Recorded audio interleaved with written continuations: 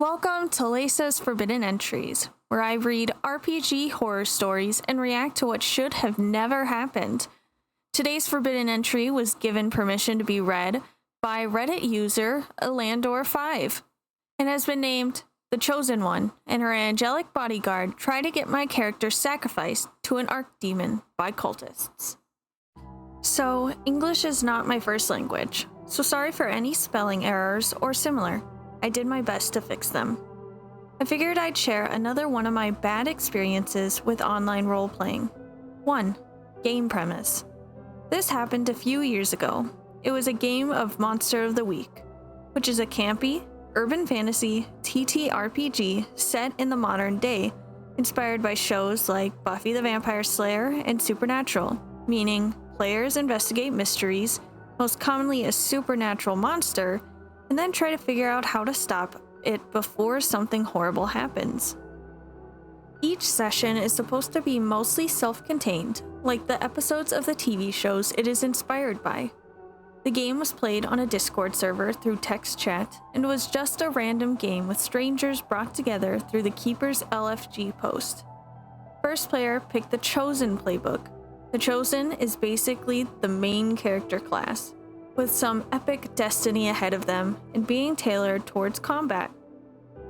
One of the playbook's special features is their own special weapon that they can customize. Let's call her character Buffy. Buffy's backstory was basically that her parents were monster hunters, coming from a long line of monster hunters, and they were killed by some powerful monster. She was raised by her terrible foster parents that hated her. She ran away from them. Then an angel appeared to her, told her that she's destined to save the world, and presented her a special sword forged in heaven. While the last part might sound like it's a bit too much, it's honestly par for the course for the Chosen playbook, and the campy tone of Monster of the Week. The second player had the Divine playbook. The Divine playbook is basically like playing an angel or some other kind of divine being.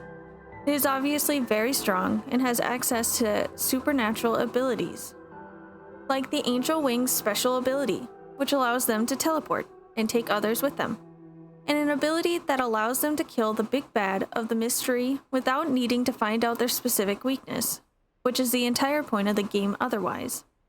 Let's call his character Castiel. Castiel's backstory was that he was said angel sent down from heaven in order to guide and protect Buffy and help her achieve her destiny. There was nothing much to Castiel past this, and his own backstory talked more about Buffy than his own character. As the Divine, Castiel also had a special weapon. His was a thunder hammer. Basically, think Thor's hammer. I was playing the Mundane playbook, which is basically like playing the funny sidekick that is surprisingly useful sometimes, with strange plot abilities based on coincidence, like randomly stumbling over something plot important, giving others bonus XP if they protect them or rescue them, etc. Playing one is honestly great, fun, and they are very useful. Let's call my character Xander. Xander's backstory was basically just that he was a college student whose girlfriend went missing. He was very much not a fighter. He had a car, and the only weapon he carried around was a pocket knife. Basically, I want to make it obvious that Buffy and Castiel were both built as powerhouses in combat, while Xander was the sidekick character they were meant to protect, and in the process, learn more about the mystery we are all trying to solve. The game encourages everyone to play into the tropes of the genre and to primarily create a good story. That, unfortunately, didn't really happen here. 2. Character creation. So, to the game. From the general chat, it became clear that the players of Buffy and Castiel were supposedly in real life friends that always play together. The Keeper mentioned that she was quite new to GMing, and this was her first time running a Monster of the Week game in particular. She encouraged us to speak up if we think that she doesn't do something right or we have a problem with something, so that she can adjust and learn from it. We thus made our group of monster hunters, and part of character creation in Monster of the Week is adding in some shared history to connect our characters. Each playbook has a bunch of predefined connections and has to pick one of them for each other player character. One option the mundane playbook has is you inadvertently save their life from a monster through an unlikely chain of events. Tell them what happened. So, I wrote a short scene where Xander inadvertently saved Buffy while she was fighting a werewolf. Xander tripped over something, accidentally knocked over some store shelves, and one of them knocked the werewolf down. This allowed Buffy to finish off the werewolf while I was still pinned down. I asked Buffy if she's okay with it, or if we go with something else. Buffy was very adamant that this would ruin her character concept, and that her character doesn't need to be saved.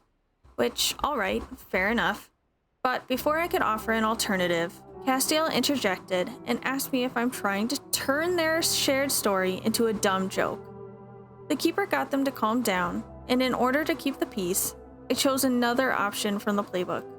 That being that my character looks up to Buffy and thinks she's really cool, which everyone was okay with. 3. The game starts. Anyway, character creation complete, the game starts. We are informed that there's recently been a string of murders and disappearances in the city our characters live in, that we suspect are related to the supernatural somehow. We start out at our group's place watching TV, and there's a live news broadcast there that reveals that several grisly murders have just occurred at some apartment building in the city, and that police are still on the scene. Castiel immediately wanted to use his Angel Wings special ability to teleport our group to where the latest murders took place. This is prevented by the Keeper, who points out that his special ability only allows him to teleport to places he knows well, and the murder scene doesn't qualify. This resulted in a, so far polite, discussion about this ruling, as Buffy and Castiel argued with the Keeper that it should be possible if Castiel rolls high enough. I backed up the Keeper in that the ability says that he can only try to teleport to a place he visited before or to a person he knows well.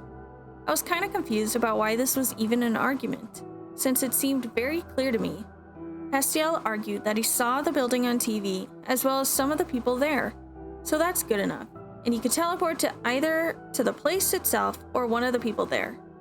Buffy was convinced that that made total sense, but understandably, the Keeper wasn't. Ultimately, Buffy and Castiel begrudgingly conceded that this isn't how the special ability is supposed to work. So the group gets into Xander's car, and we drive to the scene of the crime. When we get there, the Keeper mentions that the front entrance is still swarming with cops, hinting that we might have to look for an alternate way inside, as the cops only let other cops, and also the people who actually live there, inside. Anyway, Buffy walks up to the cops guarding the front entrance with her special Chosen One sword drawn. When they try to stop her, she threatens them to let us through with her sword. Castiel backs her up by threatening them with his hammer. There's like a dozen cops outside, and predictably, this results in them pointing guns at the two of them. One thing that Xander was good at was charm and persuading, so after a great roll on my part, he convinces the cops that his friends are just dumb LARPers who got way too much into character, and that they are harmless, so they tell our group to get lost instead of trying to arrest us. In the general chat, Buffy started to complain about railroading. Castiel joined in, claiming that this was unfair to Buffy and him, as they didn't know there were so many cops there. The Keeper mentioned that the street outside the apartment building was swarming with cops before, but apparently they missed that. Another complaint of theirs was that the Keeper didn't even let them manipulate someone for the intimidation attempt. But as I mentioned, they tried to do that on a public street filled with other cops, so I was with the Keeper on this one. After some arguing, Buffy and Castiel eventually agreed to drop this matter and get back to the game. What followed was us actually starting the investigation. We got back inside the apartment building, through some utility room back entrance, talked to some people living there, quickly looked over the crime scene. One of the friendly NPCs lured the cop guarding it away, and it looked like this was some kind of ritualistic murder with occult symbols drawn around the bodies. The whole time through, my character Xander does the legwork, as Buffy and Castiel seemingly actively refuse to engage in the investigative part of the game. More than necessary and in character, they both scoffed and considered it beneath them. The Keeper tried to involve them, tried to have her NPCs talk to Buffy and Castiel whenever it made sense, but that either ignored them or scared them away. Eventually, one of the NPCs mentioned something from Buffy's backstory. Don't remember what exactly. This got their attention, and Xander had mostly free reign to investigate while they talked to that NPC. After we got out of the apartment building, Buffy and Castiel complained in the general chat about how they are bored, suggesting that this game needs more action. The Keeper promised them to take their feedback into account. 4. The investigation continues. Following the apartment complex, we had other leads that progressively led us to multiple different locations. Through investigation and talking to NPCs, we found out that we are in pursuit of some demon-worshipping cult. I had to do the bulk of the work here, as Buffy and Castiel actively refused to engage with the investigation part of the game, unless it somehow involved their shared backstory, combat, or intimidating NPCs, which would often devolve into combat or get us into some sort of trouble because they went overboard. There were many run-ins with some weaker demons causing havoc that Buffy and Castiel easily dispatched, and Xander helped, as well as some other tense moments. The Keeper tried to include combat and action. Frequently, this took the form of weaker demons showing up randomly and attacking us whenever Buffy or Castiel complained that the game was getting boring. When action actually happened, Buffy and Castiel would generally dispatch the enemies very quickly. If Xander got into trouble, they always left him hanging, even though they got bonus XP every time they tried to protect him, due to Xander's always the victim's special ability. I pointed this out, but it never did seem to be good enough incentive for them. The first time I pointed it out to them in general chat, Castiel called it metagaming. Whatever your opinion about this is, that special ability exists as an incentive for players to play into the tropes of the genre. They would generally roleplay only with each other. Their characters would mostly either ignore Xander or tell him he's useless and should shut up, and generally kept wondering in character why they even kept him around. Initially, I enjoyed the dynamic, as if I wasn't prepared to play the underappreciated sidekick. I wouldn't have taken the mundane playbook. However, it eventually became tiring as their in-character banter got more overtly hostile. In general chat, they would be mostly polite, but ever so often they'd include some snide remark or drop a hint that they didn't really want me in the game. It wasn't overt enough that I could say something without worrying that I'll come across as a jerk. I just tried to ignore them as much as possible and engage primarily with Keeper's NPCs.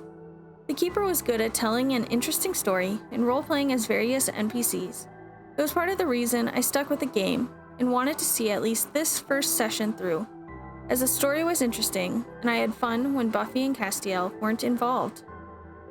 Speaking of Buffy and Castiel, the Keeper tried her best to include them, included more action and combat than the average Monster of the Week game would have in an attempt to make them happy, and frequently made Buffy's status as the chosen one matter for the story. They still complain that she's not focusing on the fun stuff enough, and overall drag the game down. Anyway, some highlights from this part of the game. 1. While exploring an abandoned mansion, some demons attacked us. During the fight, the floor gave way under my character Xander, and he falls through it into a flooded basement. From the description, it's obvious that there's some kind of dangerous monster in the water. Castiel and Buffy go chase down the fleeing demons instead of helping Xander, when Castiel could have just tried to teleport him out, and if that failed, help him against that monster. Instead, Xander had to get out of it by himself. When I later had him in character be like, "Geez guys, could have used some help back there," he's told by Buffy and Castiel that he's useless and just dragging them down. 2. Some street thugs tried to mug our characters. One of them pulled out a knife. It was hinted at that they'd be easily scared off. Instead of trying to intimidate them, get them to back down in some other way, or reenact that famous "that's not a knife" movie scene, Buffy immediately went for the kill. When the rest of the thugs tried to run away after the knife guy's demise, both Buffy and Castiel did their best to hunt them down and execute them, with Castiel screaming about how he's gonna personally deliver their souls to hell, like some kind of angelic version of the Punisher. When my character was like, "What the hell, guys?" he was told by them that it's okay, they were criminals, shut up. 3. We met with some mystical old woman who might be able to help. and she said something mildly snarky to Buffy, in the vein of, "Oh ho, the chosen one. You must think you are so special, huh?" Castiel then punched her for disrespecting Buffy. The witch didn't appreciate that, so it devolved into a fight, and us losing whatever lead she might have provided. Throughout these misadventures, we gathered some clues. Though Buffy and Castiel mostly got in the way when it came to anything that wasn't combat related, the latter part of the game featured a lot of Xander oopsing, using the Mundane's narrative special ability, to randomly stumble across something useful, and the Keeper always took it as an opportunity to provide the needed clues that we missed due to failure or Buffy and Castiel being themselves. So eventually, we finally learned just what we were up against. Basically, some evil demon-worshipping cult was responsible for these murders, and they were ritual sacrifices.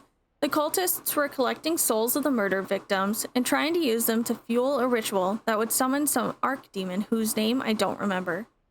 The cultists had their lair underneath some fancy hotel owned by the cult leader. The ritual was in progress, and that's why all those random demons kept showing up. We also learned that some guy who runs an occult bookstore in town should be able to help us defeat the cult and disrupt the ritual. So, I suggested that we go to the occult store first to get some information before we go to the cultist hotel. In character, Buffy and Castiel both scoffed, told Xander that it's a waste of time, and while he's busy wasting his time, they're going to do something that actually matters. Their plan was essentially that they were going to check on that cultist hotel while Xander does his thing in the bookstore. I didn't mind, since I was really tired of them at this point. The Keeper was also alright with us splitting up for a time, so she made separate channels for us for this next part. I had Xander go to the occult store, and to make a long story short, he learned that they needed to get inside the cult's inner sanctum, walk inside the ritual circle, and chant some spell that the guy taught to Xander, which should put a stop to whatever the cultists were trying to do. And also, that tonight was supposed to be a blood eclipse, so we needed to do it before that happens. Otherwise, it's too late and the ritual is a success. After he walked out of the occult store, Xander overheard some NPCs talking about something crazy happening at the cultist hotel. From what I understand, based on in-character explanations and what the Keeper told me later, essentially, Buffy and Castiel went to the cultist hotel, attacked some security guards with the justification that everyone there is a cultist anyway, and things escalated. So Xander drove over to the cultist hotel, and in the new channel, the Keeper described the scene. Basically, there were multiple dead bodies in security guard uniforms in front of the cultist hotel. Buffy and Castiel were in a standoff with a group of cultists led by the cult leader, who owned the hotel, and there were also bystanders around watching the confrontation. The cult leader had a short, evil speech about how we are all doomed and that they summoned some big demon before they retreated back to the hotel. The big demon went after the nearby innocent people, and the situation was presented to us as having to try to save the people and destroy the rampaging demon before going inside the hotel to deal with the cultists. You'd think this would be the kind of boss battle that Buffy and Castiel would want. However, for whatever reason, Buffy and Castiel ignored that giant demon attacking innocent people and simply ran into the cultist hotel to pursue the cult leader, leaving the innocent bystanders at the mercy of the demon. I had Xander run to his car and then crash at full speed into the big demon, which was enough to take it out and save the bystanders. I think the Keeper kinda just took pity on me and had it work out right. The car went up in flames as soon as Xander got out, and Xander himself was also badly hurt in the crash. While that was going on, Buffy and Castiel battled the cultists inside the hotel, but the cult leader got away. Bleeding, badly hurt Xander, then went inside the hotel. After Buffy and Castiel finished off the cultists, and I had Xander briefly tell them what he had learned in that occult bookstore,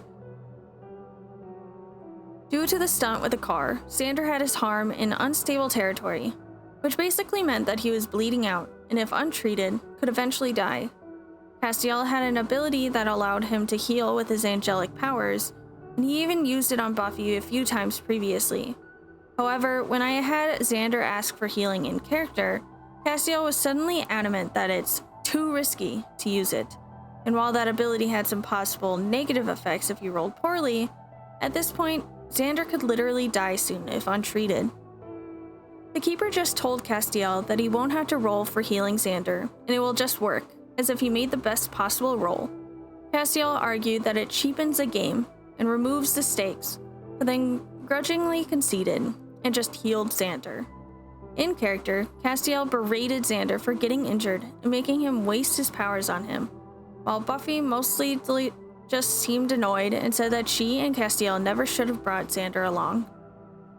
I tried to play it off as simply another part of the underappreciated sidekick routine that was well established by this point, and just had Xander act sort of grumpy and mentioned that they wouldn't even know where to look and how to stop the ritual if it weren't for him. This resulted in Castiel pinning Xander against a wall and screaming in his face that he shouldn't interfere with the Chosen One's destiny and how he endangered them all and that he's a liability. I thought about quitting right then and there, but the session was almost over and I just wanted to see it through. So I tried to be diplomatic and just mentioned in general chat that there's a bit too much in-character conflict for my taste and left it at that. Castiel said that his character was simply protecting Buffy, and I didn't really have the energy to argue with him further. I just wanted to get through the game. The Keeper told Castiel to tone it down a bit, but that didn't last long. 6. The big climax. So our characters managed to find the secret entrance to the cult's underground hideout underneath the hotel. We managed to get inside, and after some wandering, ended up on some balcony overlooking a large room where the cultists are assembled, and the cult leader was talking to one specific cultist, who turned out to be Xander's missing girlfriend. Cool plot twist, right? Well, I thought so at first, but it caused Buffy and Castiel to go berserk on Xander as soon as she mentioned it in character, accusing him of being a cultist too. And no matter the arguments I used in character to point out that this was insane, Buffy and Castiel wouldn't back down. This was interrupted when the Keeper decided that our arguing alerted some cultists and their demonic servants to our position, and it seemed like this was going to be a tough battle. Uncharacteristically, instead of charging into the fight, Castiel grabbed Buffy and wrote that he's going to teleport with them both outside the hotel entrance. The Angel Wing's special ability specifically allowed him to take 1 or 2 people when he teleports, meaning he could take both Buffy and Xander with him. However, he also mentioned that he specifically pushes Xander away before he teleports if Xander tried to grab onto him and be teleported too. I was confused about that, and when I asked him about that in the general chat, he claimed that he did it because he still thinks that Xander is actually one of the cultists, and Buffy backed him up, that this makes sense, because in her character's mind, this ambush was clearly a trap set by Xander. The Keeper decided to let Castiel try to do that and roll for it. However, Castiel rolled a mixed success for his teleport ability, so he and Buffy only ended up teleporting about a few rooms away, still in the cultist underground hideout, and also that they were both separated from each other. Anyway, since they deliberately left Xander behind, Xander was snatched by the cultists following some failed rolls, dragged to the inner sanctum where the ritual was taking place, and strapped to a stone altar. This was all happening in the same text channel, since we were all still in the same general location. Buffy and Castiel eventually reunited in a room with a balcony overlooking the inner sanctum, where the ritual was taking place and Xander was about to be sacrificed. The cult leader NPC had a speech about how Xander is about to be sacrificed. His soul will join the dozens of wailing souls that were to fuel the summoning of the Archdemon and unleash hell on Earth. You could probably guess how it went. The Keeper made sure to specifically point out to Buffy and Castiel that their characters can clearly see Xander strapped down to that stone altar, about to be sacrificed. So their characters' Xander is a secret cultist theory got some serious holes in it, and they should save Xander. In the general chat, Castiel objected to that sentiment. His argument was basically, well, my character doesn't know that Xander isn't a cultist. For all he knows, Xander volunteered to be sacrificed because he's a fanatic. And Buffy agreed with that, so I made a short, in-character post about Xander struggling against the restraints, obviously panicking and screaming for help, and asked Castiel and Buffy in general chat if it's now obvious that Xander didn't volunteer for this. They tried to argue further, but at this point, I was legitimately angry and tired of their attitude. So, as politely as I could, I told them that they seemed to just be looking for an excuse to try to get my character killed. The keeper backed me up and told them to drop this, so they relented and grudgingly went to rescue Xander. Ultimately, Buffy and Castiel charged into the inner sanctum before the cultists could sacrifice him and battle the cult leader and his minions. Meanwhile, Xander tried to talk some sense into his cultist girlfriend, who was standing guard over him, and he rolled well enough that it broke the cult's brainwashing. It turned out Xander's girlfriend was brainwashed by the cult to become one of them after being kidnapped, and she sent him free. While the bad guys were distracted by Buffy and Castiel, Xander immediately ran inside the ritual circle in the inner sanctum and performed the magical chant he learned earlier that was supposed to disrupt the ritual. Well, it worked. It destroyed the ritual circle, set all the souls free, stopped the summoning ritual, made all demons crumble to dust. The cultists all lost their powers and also caused the underground cultist hideout to start collapsing. Castiel predictably wanted to teleport outside with Buffy, while Xander and his NPC girlfriend had to run on foot from the crumbling underground lair. The keeper didn't even bother with rolls for this, just said that we made it outside before it collapsed. So, the mystery was solved. The world was saved. 7. Postgame. In general chat, Buffy and Castiel both complained that this was a really anticlimactic way of ending things. They were apparently expecting a boss fight against the archdemon the cultists were trying to summon. Whatever your opinion might be on this front, I get the sense that the keeper just wanted the game to be over by this point, and I don't blame her. While Buffy and Castiel were complaining about the ending, I decided to finally message the keeper and tell her that I'm going to bow out of any future sessions because I don't want to play with the other two players, Castiel in particular. The keeper told me that she's not thrilled with them either and asked me to wait. She was going to talk to them in private messages about their behavior. Predictably, it didn't take long for the keeper to message me that Buffy and Castiel were kicked from both the game and the server, as their conversation with them did not go well. They also apparently claim that I have been a significant problem to their enjoyment of the game, supposedly due to running the game by focusing on the boring stuff, and also that my character is a joke, and that they just can't treat the game seriously with me around. So, the horror story part ends here. Now that Buffy and Castiel were gone, I decided to stick around and continue. The keeper ended up looking for new players to replace Buffy and Castiel, and the following sessions were much better. Looking back on it, I probably should have called them out on their attitude sooner, or talked to the keeper about it sooner. Edit. For the next session with the new players, I had Xander retire to safety together with his girlfriend, because after all that, the dude deserved some rest, and made a new character to play. Xander showed up as an NPC in one of the subsequent sessions, providing some information that helped us solve that session's mystery. As for Buffy and Castiel, the keeper made a joke about their character ending up being teleported to hell, following a mishap with Castiel's teleport ability, and I choose to consider that to be canon. In any case, their characters weren't mentioned in subsequent sessions besides that, and I haven't played in any game with those two since. So, obviously, the first thing I think is that Castiel must have had the biggest crush on Buffy, because what the hell was all that? Like, it seemed like he was being overly angry whenever it came to ruining Buffy's image. Like, he had to have had a crush on Buffy. I swear. Like, I think that he thought that acting like this would make her like him. And obviously we don't know how that went, but I do know that they deserved to be kicked so much earlier than they were. Like, I did not understand Castiel's want to just do PvP.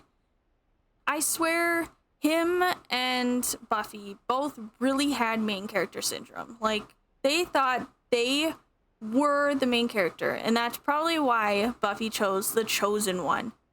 And, you know, Castiel chose the divine being one. Xander? I liked OP's character. Like, I feel like I would be so I would have so much fun playing with a like underappreciated sidekick. Like, it would be so much fun, and I feel so bad that it sucked. Like, this whole Monster of the Week thing seems so interesting to me. I don't even, like, I've never heard of it before until this one, but like solving mysteries and getting to figure out what monster's causing it, that would be so fun. And that was another thing. Buffy and Castiel didn't want to investigate, but it seemed like Monster of the Week is literally an investigative RPG. So why were they even there? They obviously didn't want to be there. It just really frustrated me. And I'm happy that after they got booted, that the OP had fun, because it seemed like a fun type of RPG. So obviously, the first thing I think is that Castiel must have had the biggest crush on Buffy, because what the hell was all of that?